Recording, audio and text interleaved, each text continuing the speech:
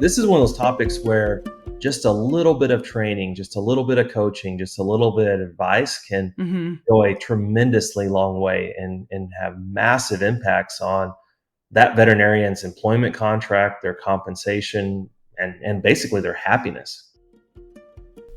That is Dr. Lance Rosa, a veterinarian, lawyer, and so much more. And this is the VIN Foundation's Veterinary Pulse podcast. I'm Jordan Ben-Shia, VIN Foundation's Executive Director. Join me as we talk with veterinary colleagues about critical topics and share stories. Stories that connect us as humans, as animals, as a veterinary community. This podcast is made possible by individuals like you who donate to the VIN Foundation. Thank you. Please check the episode notes for bios, links, and information mentioned. Hi, Lance. Welcome back. Hello, great to be here.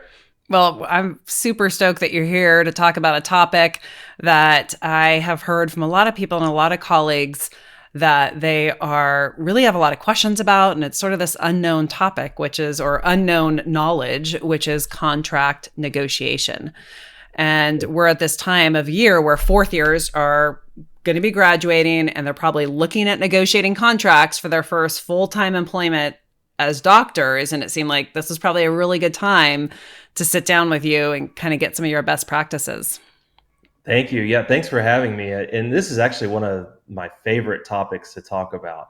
It's one of those topics that basically affects every veterinarian that's going to be employed at any point in their career. Right. And secondly, this is one of those topics where just a little bit of training, just a little bit of coaching, just a little bit of advice can go a tremendously long way and have massive impacts on that veterinarian's employment contract, their compensation, and basically their happiness. Right. And I almost feel that if you set yourself up for success out of the gate, it just pays dividends throughout your career, right? Because if you negotiate that well in the beginning, right, really you have the capability to do so much better. Yeah, even an extra $5,000 or $6,000 early out of school will multiply year after year after year. And also too, keep in mind, Jordan, that's disposable income that Right. that a veterinarian can save, can put into an emergency fund, that can pay down debt with. But over the course of the career, 25, 30, 35 years, that adds up to real money, just a few thousand more dollars.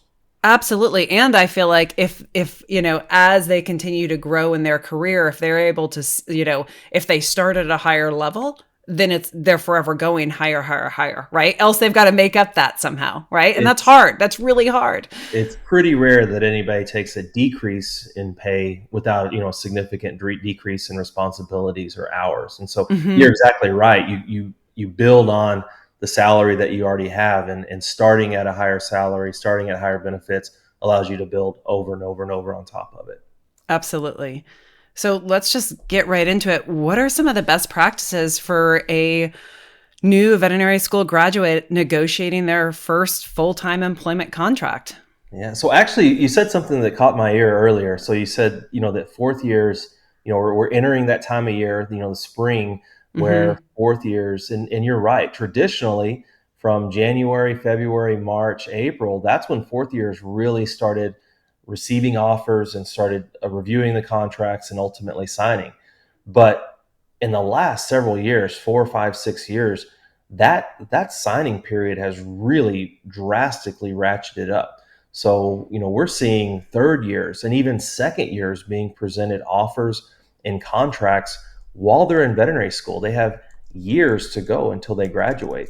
Quite honestly, most fourth years, come their spring semester, have either already entered the match for their internship, signed up for advanced education, or they have a contract, signed. And so really, I feel like this is, the things we're talking about today are really aimed at first year, second year, third year veterinary students, and also those veterinarians that are renegotiating their contract. And so I think we should talk a little bit about that, or actually a lot about that renegotiation.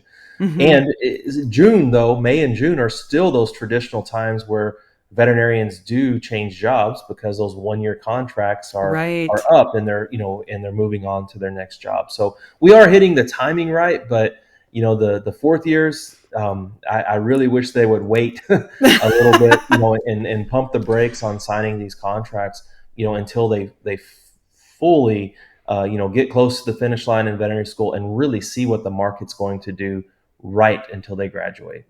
Yeah, that's a really good point, and I appreciate you bringing that up, especially because I mean, if we've seen nothing over the last 4 years, we have seen change. So I've been doing this since 2014, 15. Hmm. Seeing veterinary contracts and helping veterinarians through their employment process. The changes have been remarkable just in that short period of time. I mean, a lot has changed in the world, and a lot has changed in the veterinary profession in that amount of time. But the rate that these contracts, these offers, the compensation, the employment scene within veterinary medicine is evolving. It is really mind-boggling if you take a step back and look at it. This is no longer the handshake agreement, and let's My go to word is work. oak. Yeah, my word is oath that the profession dealt with for years and years. We've seen essentially a monumental shift in the way that employment is carried out in veterinary medicine. Hmm.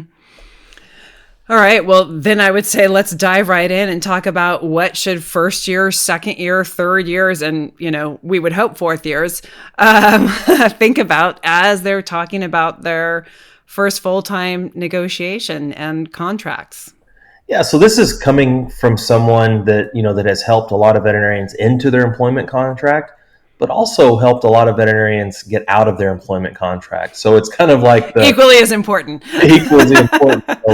So, and I think it's very important to note that a large number of first year veterinarians don't stay with that practice. I don't have good data on it, but I would expect it to be 50, 60, 65% of those veterinarians aren't going to stay in their contract. So as we discuss getting in the contract, we really got to discuss what's it look like if we have to break up? How do we get out of it? Hmm. Now, getting to that situation is probably, kind of my first tidbit of advice is we don't want to get in that situation where we have to leave employment, inside of a year, for reasons that are, basically outside of our control. So my first tidbit of advice for any veterinarian looking for a job is really take the mindset that you're interviewing the practice, that you're checking the practice out.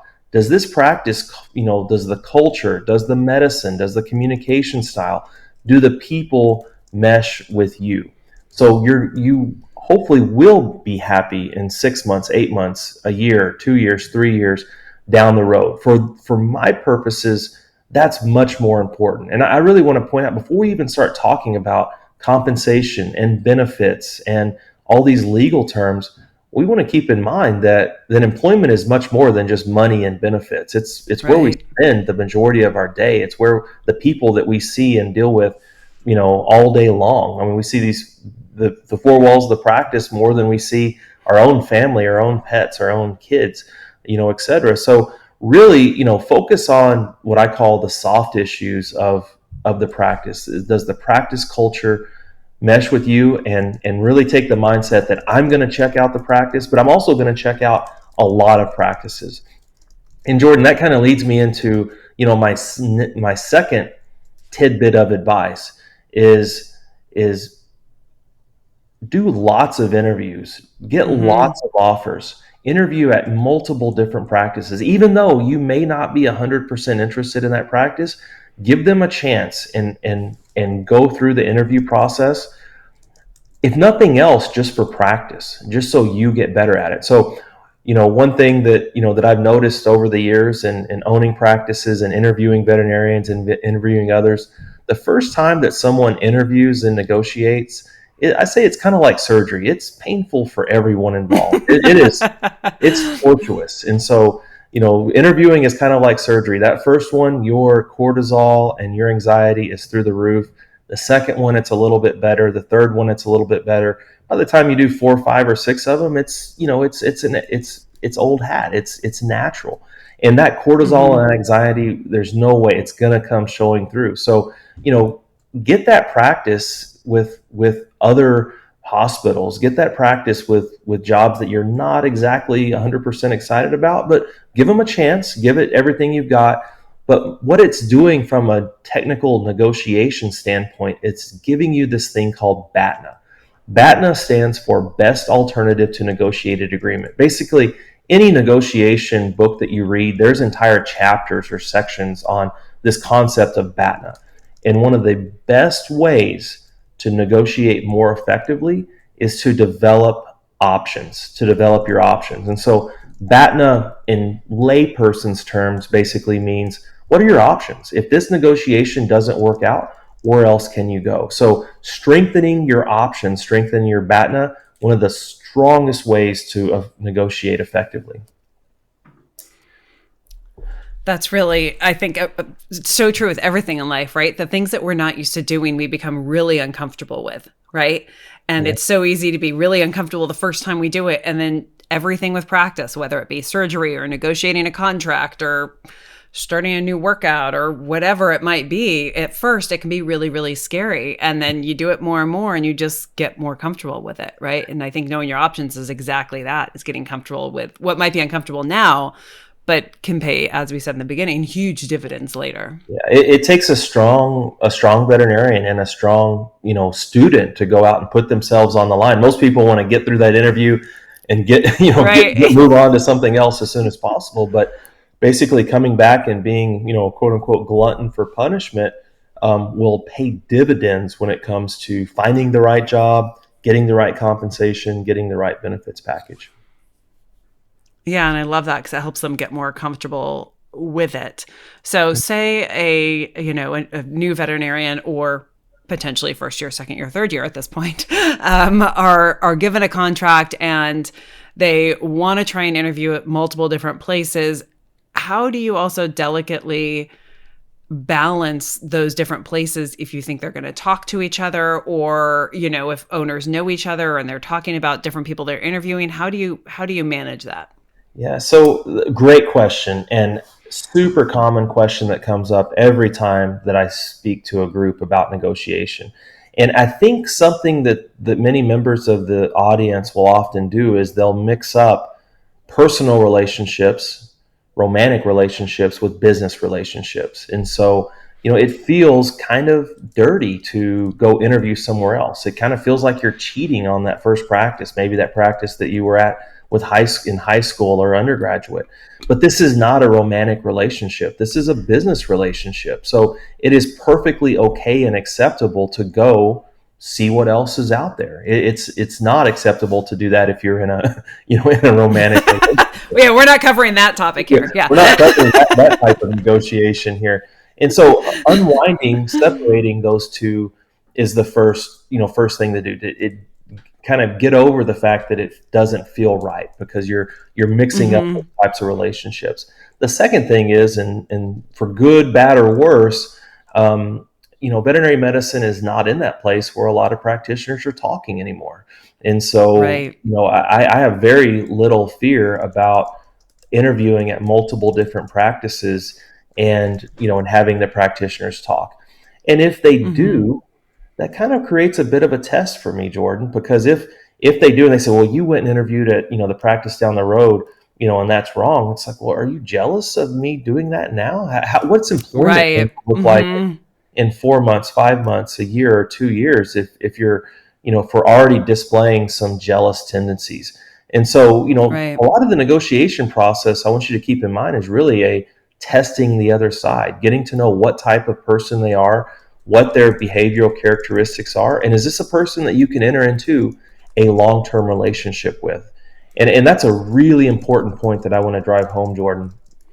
What we're talking about today is relationship-based negotiation, and that is completely different than transactional negotiation. So some of your listeners probably signed on today thinking that we were going to talk about transactional negotiation, which is basically buying a car, right? Buying a used car, buying something off of Facebook Marketplace or Craigslist. You know, you give them the money, they give you the item, the car, and that's the last time you ever see that person again. That's a transaction. That's a transactional negotiation. The thing that's happening is haggling, where you're haggling back in price, essentially over haggling back and forth, essentially over the price. What we're describing when we're talking about employment relationships in veterinary medicine, this is a relationship based negotiation. After you do the negotiation, that's when the true relationship starts. That's when you really have to spend a lot of time with that person. So, approaching this from the fact that we are building a relationship, we are getting to know that other person, and also that person's getting to know us, our needs and our wants. This is what helps build that relationship. So that's the mindset that we want to go in thinking about, not, hey, I've got to go haggle over the price. And that's a really interesting approach and very good, I think, distinction, because so often we think of it as just, as you're saying, buying a car. It's transactional, just trying to get the best price. But then at the end of the day, you're done, right? You're not at the car dealer buying a car and then having lunch with that person next week, right?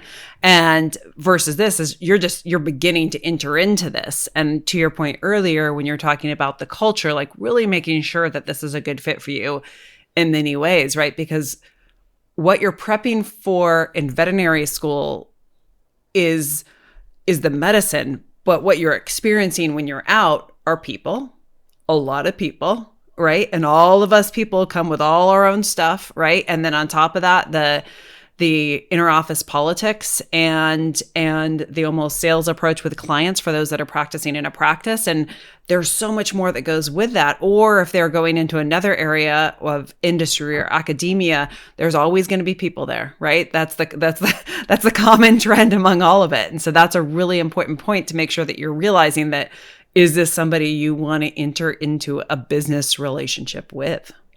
Yeah, exactly. And when people call to say, "Hey, I need out of my contract, I need out of this employment," it's rarely because they didn't get enough money or they didn't get the right benefits. Almost every time it's, "I cannot work with these people anymore. I cannot, this is a toxic workplace. I do not fit in here. I don't fit in with the clients." This is what causes the Mm-hmm. consternation. So, to almost belabor the point, it's really about finding the practice that fits well for you and happens to have the right compensation and benefits and other factors that we all have bills to pay.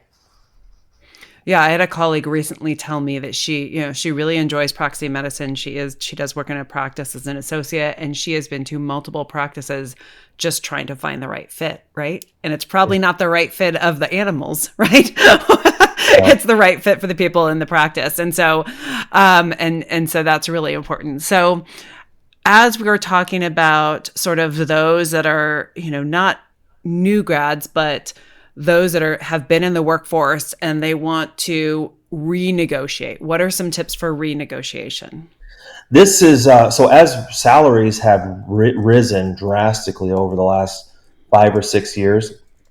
I'm seeing a lot of this, and I'm seeing a lot of pretty extreme discontent among older, more experienced practitioners that, aren't being paid as much as, a new graduate. They have 3, 4, 5 years of experience, but the new graduates getting hefty signing bonuses, higher salaries, more time off, Mm-hmm. better benefits, and that's really, for rightful reasons, problematic for those that have been there for longer. So my first step of advice to those folks that are renegotiating is know what the statistics are, know what the average starting salary for full-time associates are at this point. And by the way, Jordan, for 2021 graduates, this is the last year that we have data on.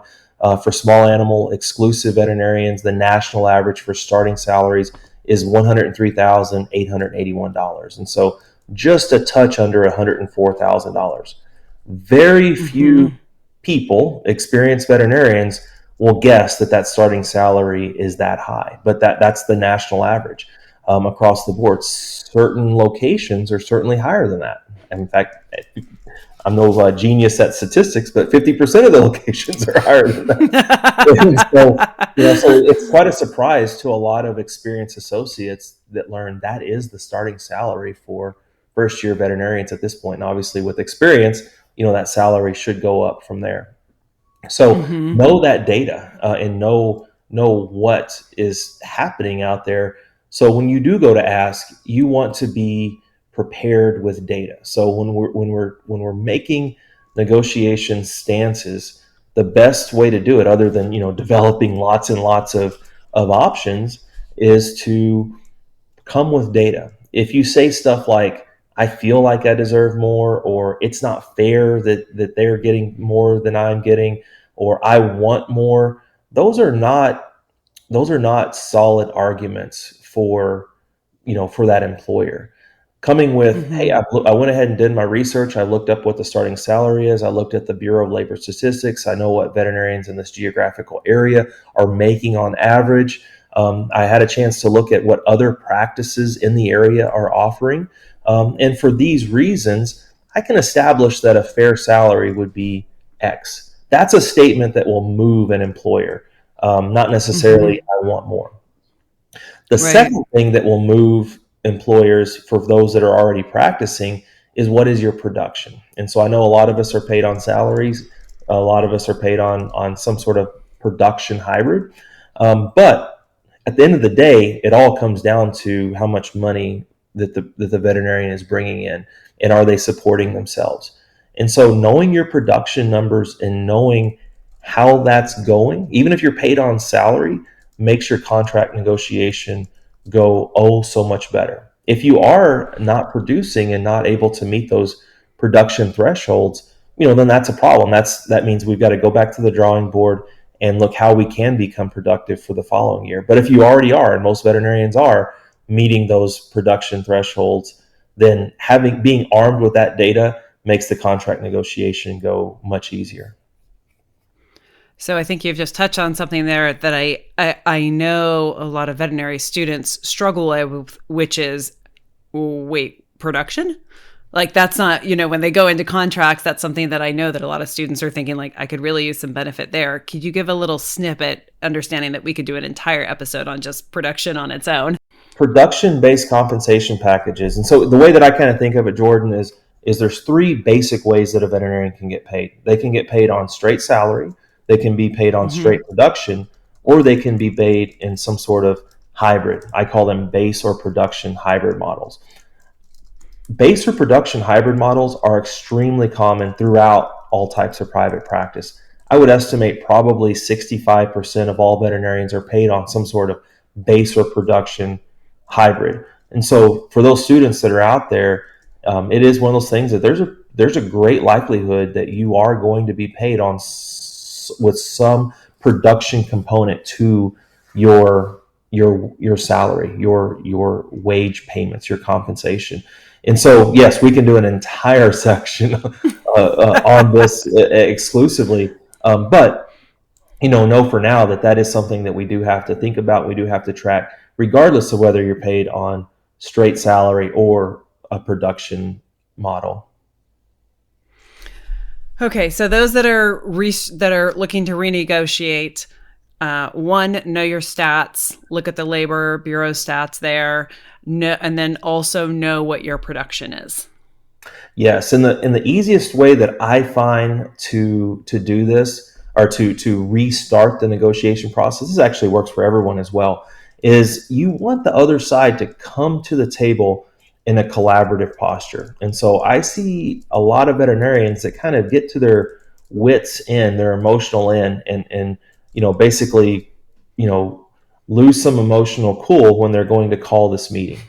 And the way that Mm-hmm. you call the meeting on, hey, we need to talk about my compensation, actually has a lot to do with how the meeting goes. And so let's take a step back for a second, where I'm going to go back to relationships here. So let's say my wife's a veterinarian, by the way. She's an internship trained equine veterinarian. Let's say that she's getting ready to go to work one day. We're both getting ready. And, she's getting her lunch together. And she looks over at me and she says, tonight, after the kids go to bed, we got to talk. And she puts her apple and her Diet Coke in her lunch bag, and she walks out the door. What's the rest of my day look like? It's looking great. It's looking calm. Yeah, there's this ball in the pit of the stomach. I mean, you go through just a entire flash of emotion. So don't ever do that to your Right. significant other, right? Um, Don't do that to my husband. Got it. Okay. Lance yeah, said, right. and so so the natural human nature is to, go through the thought process. What did I do? What did I not do? To basically start creating an alibi and also create defense mechanisms. If she says this, then I'm going to say that. The whole day, my brain, in its fight or flight finest, is thinking Mm-hmm. about this conversation tonight. Now, let's take that over to the negotiation or renegotiation posture. If the associate veterinarian says, next week, we have to talk about my compensation. Next week, we have to renegotiate this contract. Or if you just even say it more nicely, hey, can we have a meeting next week? I need to renegotiate my contract. If you say that to the employer, then they've got the whole week to prepare their defense, to pull the numbers, to talk to their partner, to talk to their other leadership team, and find Mm-hmm. ways for them to tell you no. And so they're Right. basically coming to the table in a defensive posture because everybody wants to pay as little as possible. That's just human nature, and they know that you're going to be asking for something. So we want them to come to the table in a very collaborative posture. And so even the way that you ask for that meeting, saying something like, hey, I'm looking for my annual review. I'm looking for some feedback on how I'm doing in the hospital. I'm hoping that we can review how this year went. These are things asking for feedback will bring them to the table in a way that they are thinking about that meeting in a positive fashion. Now, hopefully, they have nothing but good things to say about, hey, the clients love you, the team loves you, patients love you, everything's going well. Okay, if everything's going well, here are some things that we can talk about as far as my compensation goes. And so giving them the opportunity to start the meeting in a positive fashion changes the entirety of the conversation. Yeah, that's so true across the board. As humans, right? How we start with any sort of conversation determines how it's going to go. And if you start with the defensive, this needs to happen, I'm coming at you like this, immediately our guard's going to be up, right? So I really like taking that relationship approach and applying it while it's not personal, it's business, still applying it from a strategic psychological perspective of let's just set ourselves up for success here, right? And probably, I mean, if you say I'm looking for some feedback, I'm thinking the owner might be thinking, God, is she going to be asking for some more money? But that's still a different approach than, You know, I an need to discuss experienced it. an experienced leader, is going to know what is happening, but they Right. still appreciate that approach much more than the demand approach. Of course. Yeah, because it comes from this collaborative, I'd like to get some feedback, which is opening it up to I'd like to hear what you're thinking about how I'm doing my job versus I need demanding this. So I like that approach. Yeah, quite honestly, it's a refresher. So those that have, managed multiple practices or, owned a practice before, it's rare that someone comes to you and says, I'd like to improve. I'd like to work on some things. I'd like to get your feedback. And I mean, Mm-hmm. that's a very refreshing approach versus the alternative. Yeah, and honestly, probably one we can use in all aspects of our life, right? Yeah, at the end of the day, what we're trying to do is get our interest met, and so Right. that's another huge component of negotiation training is before we get into that meeting, sit down and list your interest. What do you want to take away from it? If you don't know what you want going into the meeting, there's no way that the other side's going to give you what you want. I mean, they're not going to read your mind. And so sitting down with that interest list and thinking through, these are the things that are very important to me. And here's what's really interesting, Jordan, is that interest list, it's obviously different for everyone. I can't, tell you Mm-hmm. what anyone's going to be, but it changes over time. So at certain points in your career, you're going to value certain things about your job. In other parts of your career, you're going to value different things. And that's completely cool. But again, the only person that can know that is you, not your spouse, Right. not your mentor, definitely not your boss. It's really a soul searching exercise that every person has to do. Okay, so we've gone through sort of new grads, first time doctors. We've gone through those looking to renegotiate. Part that might come with the renegotiation or after is there's definitely some colleagues that are looking to get out of the contract. Yeah. So one of the first things that I look at, that I was trained to look at when reviewing a contract, someone getting into the contract, is how to get out of the contract. And this is something that I've seen change drastically in veterinary medicine just in the last 4 or 5 years. And I think it has something to do with the influx of, of corporate medicine into veterinary medicine. It certainly has something to do with COVID and the job market associated with veterinary medicine. But at the end of the day, what practices are trying to do, some practices are trying to do, is lock that associate in to their employment. And they do that with a couple of different ways. One is signing bonuses. And I've written extensively on signing bonuses and the strings that are attached to those signing bonuses. And that's kind of the carrot-based approach is, hey, we're going to give you this money, but if you leave, you gotta pay this money back to us. The other way that they lock veterinarians in, and this is not every practice, this is some practices, the way that some practices lock veterinarians into their employment is they create a contract for a term, meaning that the veterinarian can't leave when they need to leave, when they want to leave. And so what the veterinarian is looking for getting into the contract and also getting out of the contract is for an at-will termination clause, an at-will termination provision. Basically, it says that you can leave the employment at any time for any reason or for no reason at all, subject to a certain amount of days of notice. That's what we're looking for in the contract before somebody even gets in the contract. And that's what we're looking for if someone wants to get out of the contract. If that provision is not in there, that allows the practice to sue for breach of contract. And I'm seeing more and more contracts that don't have this at-will termination provision, which leaves the veterinarian in a very bad place. It's a job they don't want.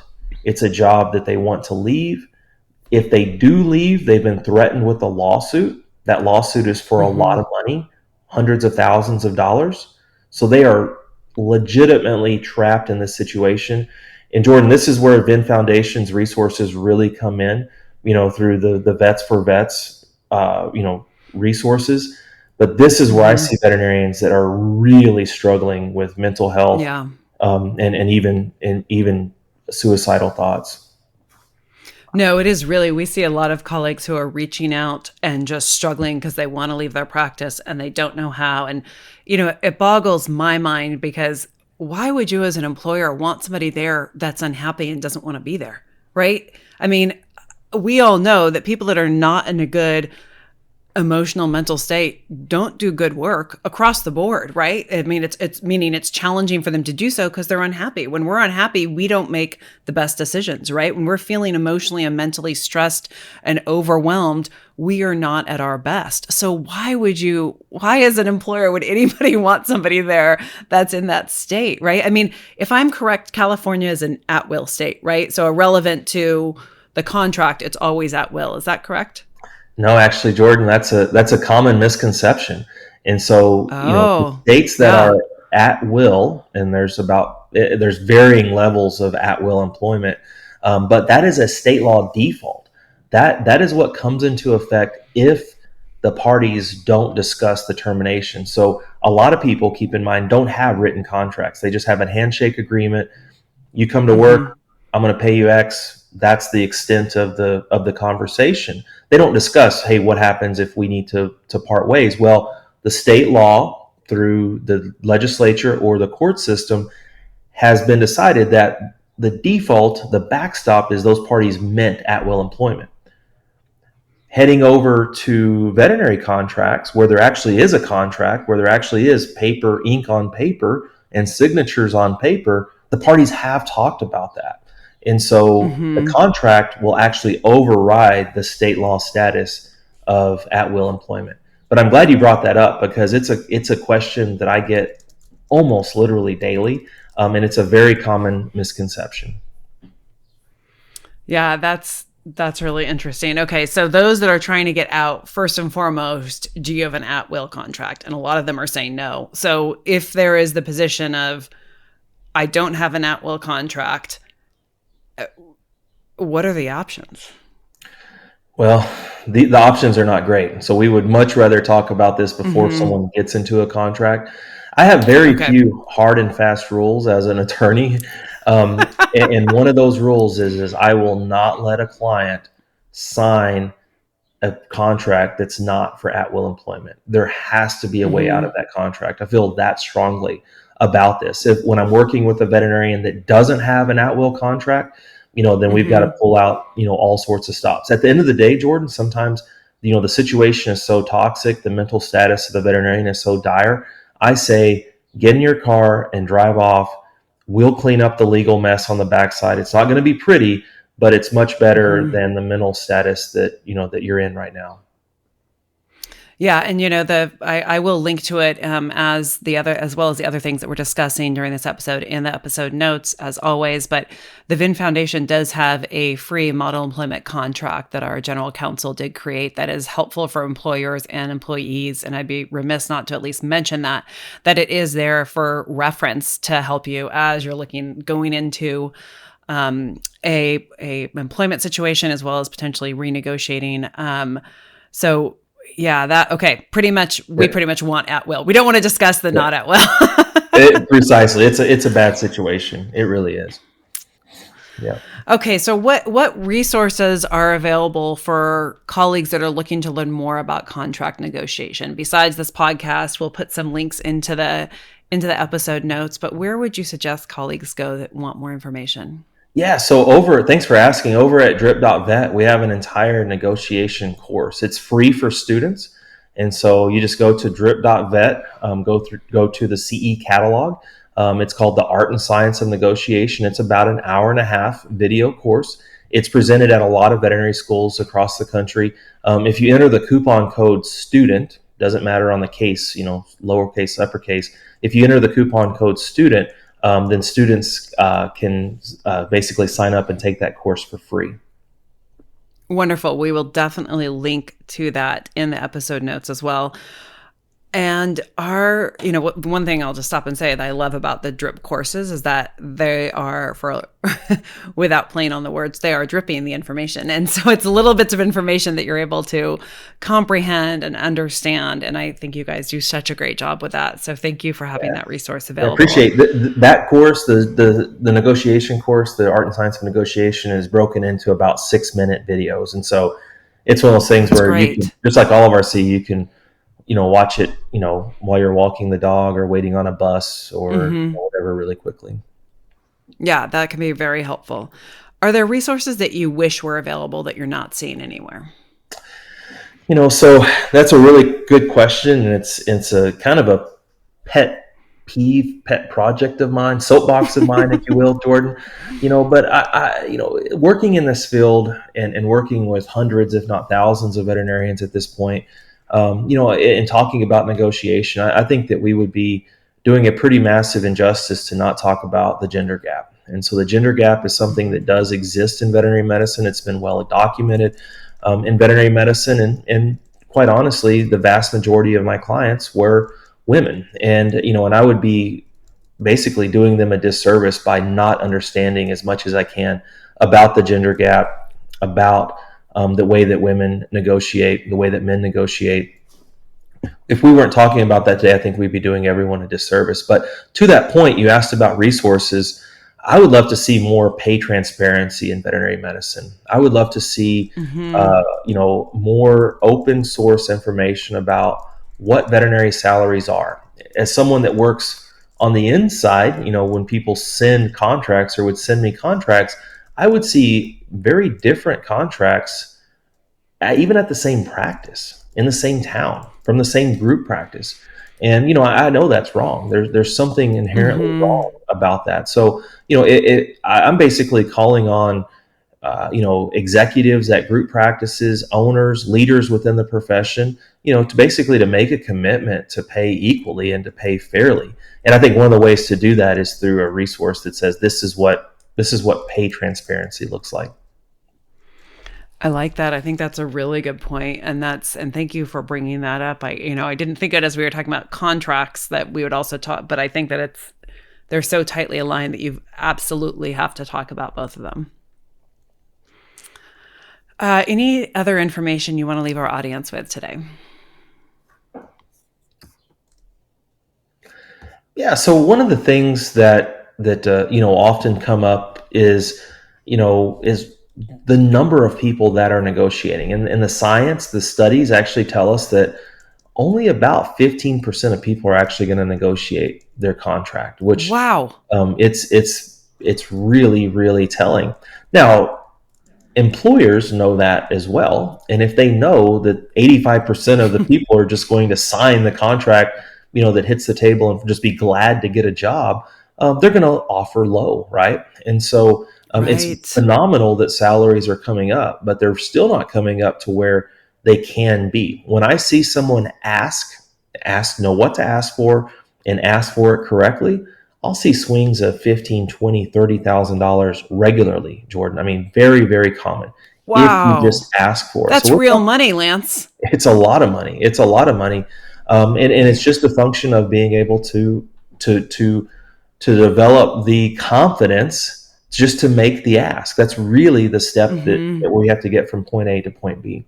So I guess as a leaving comment, my comment would be really know your worth to the practice. Know what you could and can and will produce for that practice, and be able to confidently ask for it.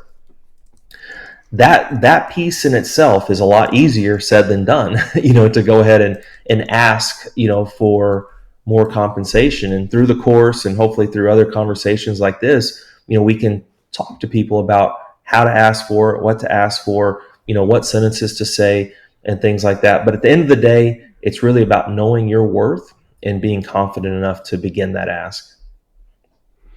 That's a great point. Thank you so much. And, I do like to ask this question at the end of some of our episodes. And I don't think we've had just you on yet, so I haven't been able to ask you. But do you have a secret talent or something that you enjoy doing that others might not know about? We get the most random answers that I never thought would come. So I might be sitting here thinking I know what yours is going to be, and then it'll be something totally different. Yeah, this is really I really appreciate that question. It really gave me pause. You know, so I'm actually coaching an 11 and 12-year-old baseball team right now, and There you go. Wasn't expecting that. yeah, yeah, and the learnings that I'm taking away from that are just Negotiation. monumental. And also too, it's just a tremendous amount of fun. Working with these kids, watching them develop, and basically honing my negotiation skills, and a lot of it's communication skills on how to how to communicate with an 11 and 12-year-old boy and actually get it to go in. So I think I'm developing a secret talent, Jordan. I think I might have a career as a little league baseball coach in the future. There you go. So if this veterinarian and attorney thing doesn't work out, then you're all set up. You're good. For the high paying, high stakes world of 10-year-old 10, 11, 12-year-old baseball. Hey, that's a pretty serious world. I know how serious that can get. Yeah, I have some friends that dedicate their lives to that. So, well, thanks so much, Lance, for being here. I really appreciate you always taking the time to help our audience and listen and provide, your very helpful information and expertise and advice. So thank you so much. I'm sure that we'll have you on the podcast again soon. Thank you. I appreciate it. I mean, my goal in my life, my career, for that, my goal in my career is to make sure that veterinarians are happy in their jobs, that are well compensated in their jobs, and get the benefits that they deserve. I mean, that's what I've basically dedicated my career to. Well, I know that there are many colleagues that are very grateful for that. I'm grateful for the time and effort that you put towards colleagues and all of your advice and help. And so seeing you firsthand just even a few weeks ago at SAVMA when somebody said that they were going to take one approach and you pretty much threw everything down and said, no, wait, we need to have this conversation. It's clear that it's a passion of yours. So thank you so much for all that you're doing. Thank you, Jordan. Thank you for joining us for this episode of the Veterinary Pulse. Please check the episode notes for additional information referenced in the podcast. If you enjoyed this podcast, please follow, subscribe, and share review. We welcome feedback and hope you will tune in again. You can find out more about the VIN Foundation through our website, vinfoundation.org, and our social media channels. Thank you for being here. Be well.